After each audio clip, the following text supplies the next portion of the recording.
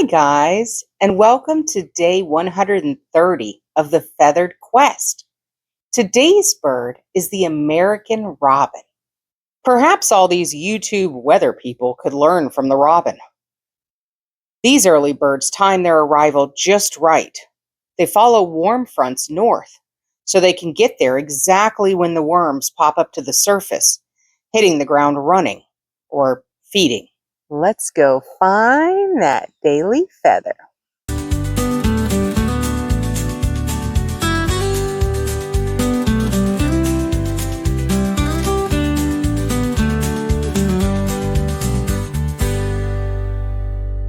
Well, guys, thanks for coming along with me today. Remember, you are loved and the world is full of wonder.